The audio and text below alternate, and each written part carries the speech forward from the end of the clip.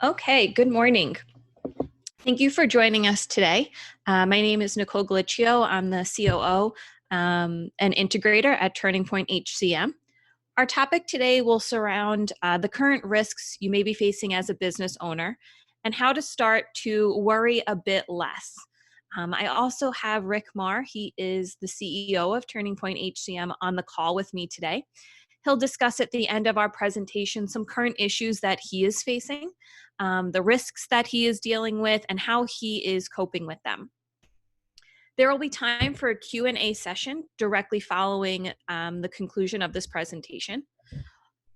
Feel free to put your questions in the chat feature as you think of them as we go through the presentation, and we'll be happy to answer them for you at the end.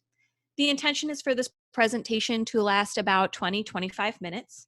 This webinar will also be recorded and available for you to review on our website at turningpointhcm/webinars by tomorrow. You can see all of our previous recorded webinars there as well. Finally, there'll be a brief survey sent to you immediately after this webinar. It is only a few questions, and we ask that you just take a couple of minutes to complete it. That way we can improve our content and target it more towards what you're looking to see.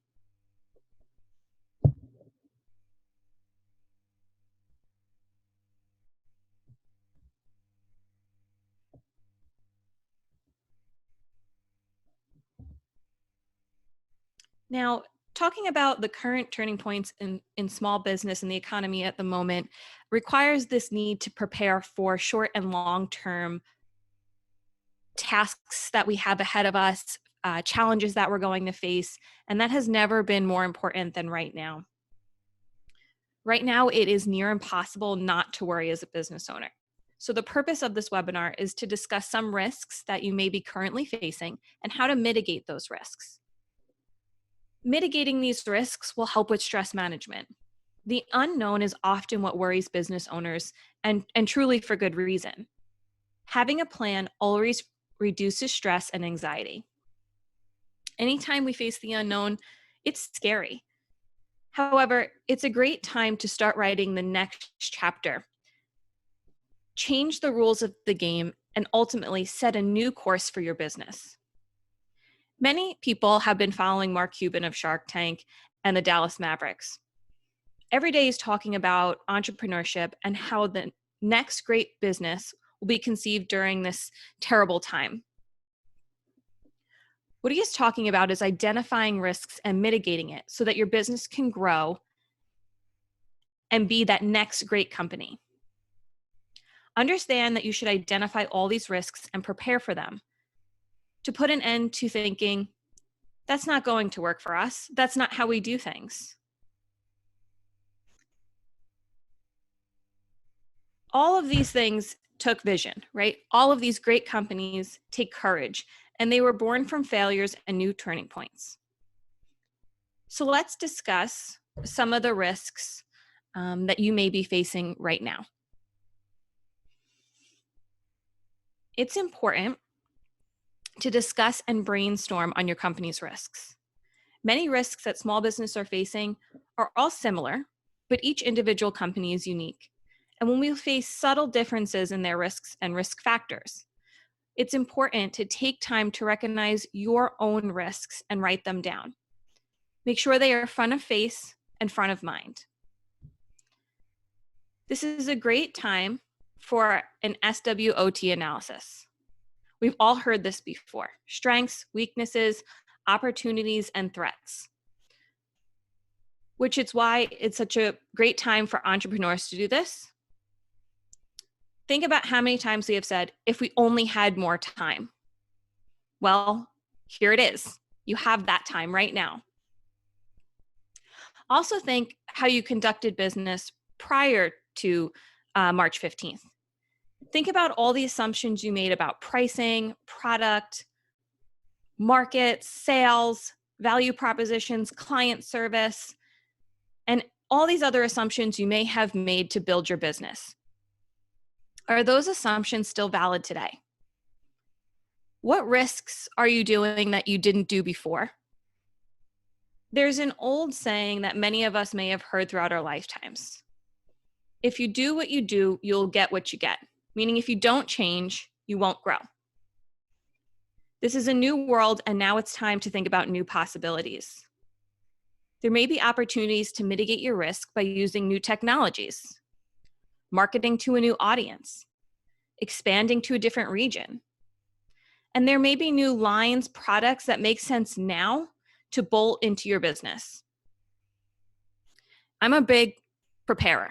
I like lists and processes, and preparation is going to be your biggest weapon in fighting the current fight that we're facing. Now, you may be saying, how can I prepare for something like this? Well, you might not be able to fully prepare for what you may face in unprecedented situations, but you can certainly have backup plans and go-to processes and methods when either downgrading or changing your business or working on limited resources in a trying economy and environment. In the movie Apollo 13, Tom Hanks had an unbelievable line that we all know and has become part of our lexicon. Houston, we have a problem. Right now, as business owners, we're in that same spot. There's no playbook for what just happened. We may have limited resources, the clock is ticking, and the only thing you can do is work on the problems and anticipate your next issue and take it step by step. I want you to think about some areas that hit before and after the pandemic. Employees, human resources, operations, technology platforms, marketing, lead gen, budgets, and your customers' needs before, now, and the future. What has changed? How has it changed? Each industry may vary, but we will go through similar risks. So I want to just touch upon some of those risks individually.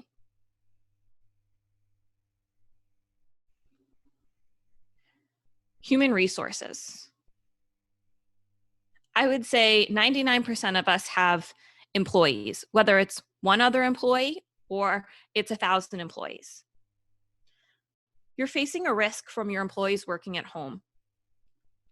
If you hadn't been remote before or partially remote before, you may feel that you've lost some control. And for some of you, that may be true. For some businesses, working at home may not be feasible, or you may thought it wasn't feasible, and surprisingly, you're operating. However, it is a risk here. You're losing that sense of, I can see my employees, I can see what they're doing. Part of mitigating that risk is putting technology and platforms in place to try and ease your fear of control or losing control, therefore. Regardless of where and who, embracing the remote experience can help your business and the next issues we may face. So think about the mechanics of dealing with remote employees. Is your handbook up to date? Do you have job descriptions? How are you tracking your time and attendance? And a big one, performance management. How are you going to know what your employees are actually doing? Who is excelling? Who is not?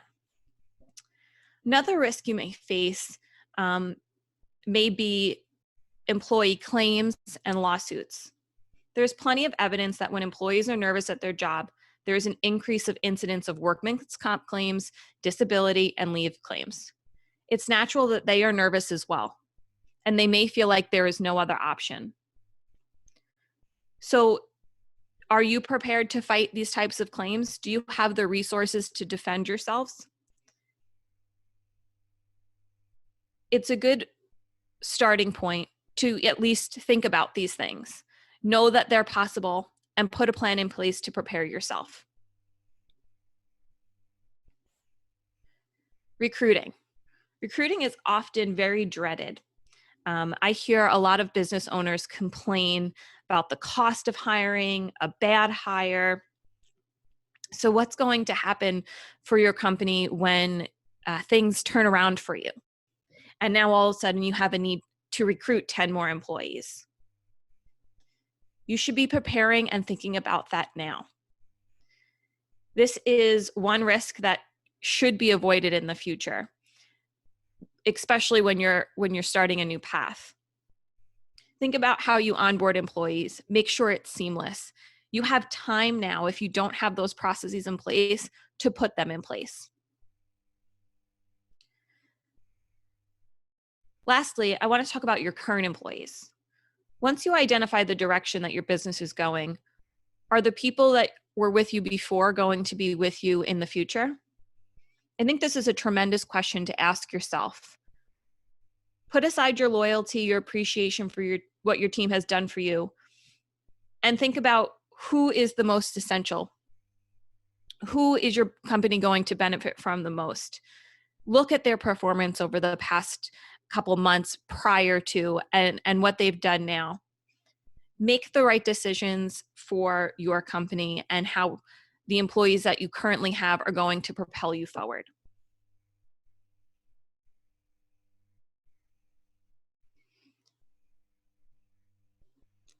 As a business owner, you may not think about the internal operations and processes that go on a daily basis. As a COO, this is all I think about. I think about process, procedure, how everything is interconnected, how each piece fits into the other piece.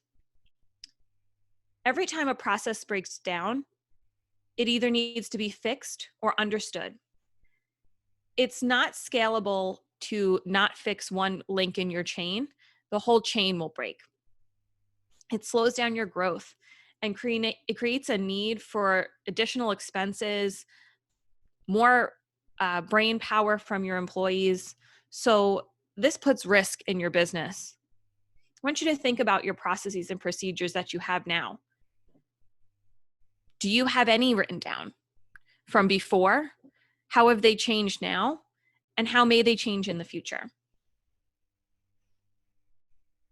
Team management is definitely a portion of operations that is a critical function to your business. How have you been handling your team? Have you been having state of the unions? Do you have managers in place? I think this is a great thing to start thinking about. How is your culture now?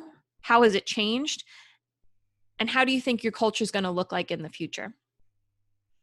I want to briefly talk about the client experience. Especially in the short term, as the dust settles, you may be surprised about who is not a client anymore and who is. The client experience is as much an operation process as anything else. Many companies see it as sales or account management function. I want you to think about this going forward.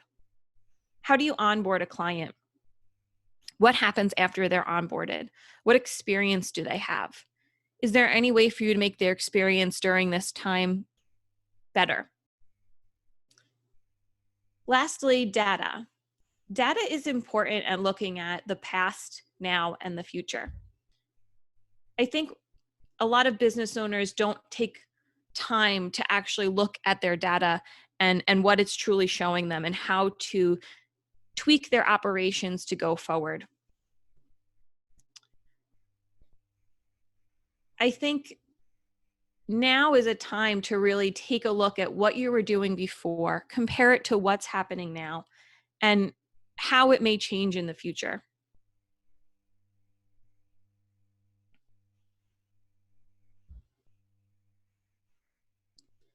Budget is currently front of mind for just about every business owner.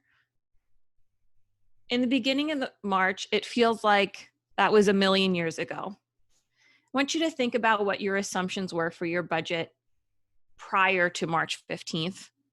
What are your assumptions now? And what do you think your assumptions are going to be after May 15th? I think a lot of business owners have this stress and anxiety regarding their budget. Look at it, write it down. What expenses can you mitigate? What expenses can you do without? Are there options out there that are free for you to use right now? I would turn to your employees, ask them what platforms they think you can interchange. we weren't built to think about this shutdown and in such a quick response time. So it's only natural to be stressed and worried. Um, Putting these plans in place for your budget now and in the future is only going to help that stress kind of be bottled down a little bit. It's important to remain nimble. Consider outsourcing your non-core and non-essential employees, your non-client facing functions. Remaining open to your strengths, weaknesses, opportunities, and threats post May 15th is more important than fighting your battle prior to March 15th.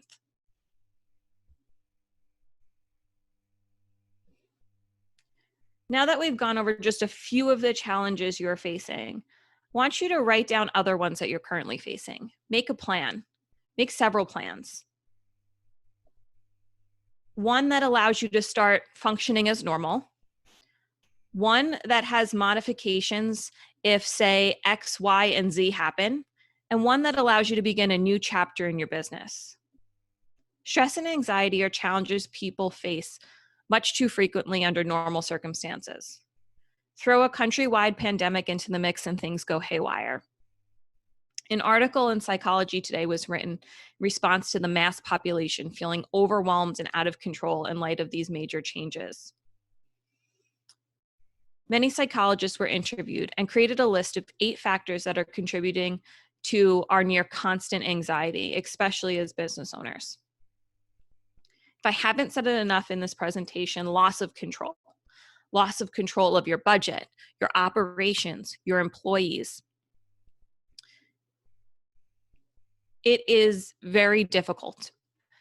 They also talked about the digital, the human contact that we're not experiencing at the moment, sitting at home, not going outdoors, no escape from work.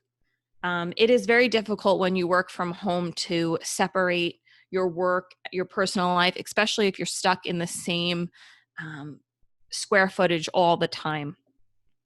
Those of us who even, like myself, worked from home for several years now, it is still a different feel. It is still, even though I've trained myself how to work at home, how to have these routines, how to be strict and disciplined with myself, it is still very difficult. There is economic anxiety and a loss in productivity and obsession. I'm sure we all deal with these factors at some point during our days, but I think the biggest challenge for us as business owners is the loss of control and productivity obsession. As business owners, you are the creators, the visionaries, the leaders. You like to have control over what you create, and you like to have control over the policies you implement and follow. And this quality has been taken away from you right now. Since much of the problem is situational, you may wonder what you can do in the meantime to lower your stress and anxiety. Several doctors suggest getting outdoors and moving around more. What I think is most important is to give yourself a break. Constant productivity doesn't end up being very productive as your energy and enthusiasm drop. You're going to start to panic. Being a great business owner requires you to be adaptable when your business needs you to be. As difficult as it may be for you right now, try to have faith in yourself and the business that you've built. After all, you built it and can rebuild it again if necessary. You also won't be starting from scratch. You have all this knowledge, all this experience, all these resources that you've developed over the years that you've started your business.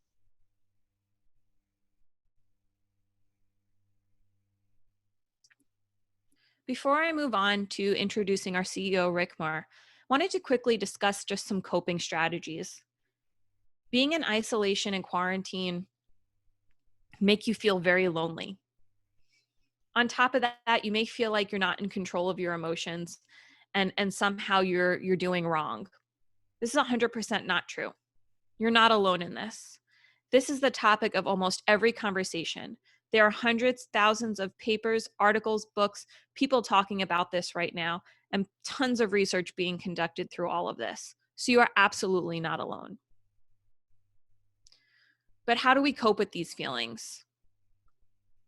Business Insider wrote an article, 12 Ways to Cope with Coronavirus Anxiety Due to Psychologists. The first bit of advice is just to know that your anxiety is okay and it's normal. It's normal to be worried about your budget. It is normal to be worried about your employees. It's normal to be worried about what is going to happen if my business collapses. Is it a pause? Is it permanent? These are really hard concepts to grasp, especially during quarantine and isolation. It's true. Try to think about what you know is certain. This allows you to connect with the present and maintain a little bit of control. Maintain a routine. It will help. Another tip is to use your experience to reevaluate areas of your life. I think this is most certainly can apply to business owners because, like we were mentioning before, you may have wanted to do new things or make changes in the past, but you never had time. Consider now your chance to make those changes. I want to turn the mic over to Rick now and let him discuss his experience as a business owner and the preparations he is taking and the challenges he is facing. Thanks, Nicole. Can you hear me okay? Yep. Okay, great. So I felt like that last slide, I know you were trying to you were educating all of us, but I felt like you were talking to me. So I really appreciate that you were so on the nose with your analysis and and letting me know, and I hope everyone who's listening to you know that it's not them and it's okay. I think just so many of the things that you just mentioned, you know, that we're stressed about, and quite frankly, I'm out of a routine. Have lost control, and as a business owner, that's one of the things that I like to think I'm am best at, is controlling things and reacting to things. And clearly, right now, it's not something that is easy to do. And earlier you talked a little bit about Mark Cuban and what he's been saying, and I'm a history buff, and it brings me back to what I think things in history that have happened that are great, like when Cortez reached the New World and he burned his ships, right? When those three little ships sailed from Spain in 1492, and really one of my greatest things that I love is when JFK said we should go to the moon before the end of the decade and return that person safely to Earth. Those were all things where they were jumping into the unknown and taking great risks and just trying, and they were out of control of what was going to happen because they didn't know.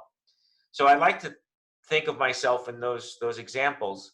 And I think the biggest thing that I'm struggling with is reconciling the fact that what has happened is not my fault, right? That's, I think, the thing that in my mind I play with every day. And it's hour to hour. I think it's natural to be thinking that way. So the ways that I combat that, and it's not always perfect, but the ways that I've been combating that is trying to get back into a business routine, looking at risks, doing planning.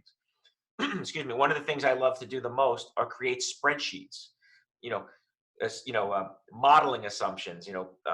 Commission assumptions. How many calls do we need to make? How many webinars do we need to do? All those things seem normal. Now, what's not normal is we have no idea. We have no idea what May 15th holds for us. But all I know is that if you have multiple plans and you've thought through multiple scenarios, no matter what happens, I think there'll be something we can pull from those different models and scenarios to help us through. So I think that loss of control is perhaps the greatest risk that I think me as a business owner, and I think business owners in general, face. So and then I guess additionally, the thing that I'm thinking about is how do I spread the risk of our business? So, for instance, the way we did things prior to March 15th, much of our business was face to face. It was locally based, meaning the metro New York area. And, and it was through those kinds of traditional sales techniques that we would think we were doing great, right? Which we were. I think what we need to think about now is every risk that you can think of, your geography, where you're selling, your industry, how you're selling. Are you reliant on one vendor, one person, one client? All of those risks need to be spread. So for instance, geography, we're using LinkedIn. We're connected to about 15,000 people LinkedIn. We're now looking to connect to CEOs through LinkedIn and some other tactics to businesses in other parts of the country, Oklahoma and Iowa and those places where this is not as big of a deal and they may open up sooner. But more importantly, for the go forward, this may happen again. We may go into some level of quarantine or shutdown, right? I don't think it's unreasonable. None of us would have thought this on January 1st when we were making our New Year's resolutions that this would happen. So it would have sounded crazy at that time, right? So I don't think it may sound crazy today, but it might be regular tomorrow that this could happen again. But maybe it won't be the full country. It might be different areas. So having business in other geographies, I think, is going to be important. Naturally, industries, right? The third thing, selling face to face. I think this new, let's call it the Zoom go-to meeting model, is probably going to be the way of the world for many things that we do for a good period of time. And then also making sure that there's not one company, one client, one vendor that could hold us hostage. So I think those things, as a business owner, if we're thinking about those things and we have a plan to deal with them, it makes it much easier to get through this. And then ultimately, when we get to the other side, we'll be ready to deal with hopefully the things that come or don't come, hopefully. And then I think the biggest risk that I think we face that I have no control over right now is this. And I think all of us face it. Right now, every one of us is so reliant on the efficiency of the internet, right? Now, this is going to sound a little crazy and conspiracy theory-ish, but let's say the internet goes down, right? Now, many of you might be saying, Rick, that sounds there's no way that could happen. Well, what we're going through, there was no way in January 1st any of us would have thought this would have happened. And if anyone suggested it, we would have thought they needed a little break. So the next big risk that I see is, what if the internet goes down? How are you going to continue your business, right? And many of us in our minds would say, well, if the internet goes down, then there's no business anyway. There's nothing to be done, right? And I would say that on January 1st, when we were making our New Year's resolution, if we said the whole country went on quarantine, we would say, it doesn't matter. There'll be no business. There'll be nothing to do. Yet here we are, right? We're listening to webinars. We're all trying to get better at what we do. So let's just assume it's not out of the realm that it could happen. What are the things that we could do to keep our business going, right? So I think what might be the next thing standing? It's mobile, right? Potentially. And apps, right? So there's a lot of free apps that are, GroupMe and Band and Slack and those sorts of things. We should be really thinking about building our data to connect with our clients and our teams using those types of things as a hedge or a backup to potentially the internet. And then, finally, what we're doing in our business is we are now collecting in our databases the cell phone numbers of all our clients and prospects. So many of you may have noticed when you signed up for this webinar that we asked for your cell phone. That's not by coincidence, because we're preparing. Should the internet ever be interrupted in a major way, business will still go on, just as it's going on today in a quarantine, but it'll go on differently. So those are the things that I'm thinking about from kind of a day-to-day business standpoint. And then then what's the biggest risk if this happened? How would we deal with it? And that's the efficiency of the internet is a risk that I think about, and how do we mitigate it. Thanks, Rick. Yeah, I think two things that hit home for me for what you were talking about is what happens if this happens again, right? It's not unrealistic to think that this time next year we could be facing a similar situation. Having these plans and learning from what is happening now can help mitigate that sense of stress and anxiety if it happens again. Um, Putting plans in place, processes in place, knowing what you did now that worked versus what you did that didn't work, will definitely help you get through this if it happens again, and hopefully smoothly if it happens again. Um, and I think Rick is right, putting the idea into your head of what happens if the internet goes down, how are we still going to function, right? A majority of, I think, every business touches on the internet in one way, shape, or form. Even if you're working as a mechanic and you're manually, working on cars and not really using the computer, you're still ordering parts, right? You're still looking things up. I think we rely on the internet a lot more than you realize on a regular basis. So putting those things into place now will only ease your anxiety if it happens in the future. Want to talk just a little bit about our upcoming webinars. You can always find them right on our website. We have free white papers for you. You can easily find those on our website as well. We are always working with clients on the recruiting front. If you go to our careers page, you can look at different opportunities, upload your resume to our database, and browse around to see, what other great resources you can find throughout our website.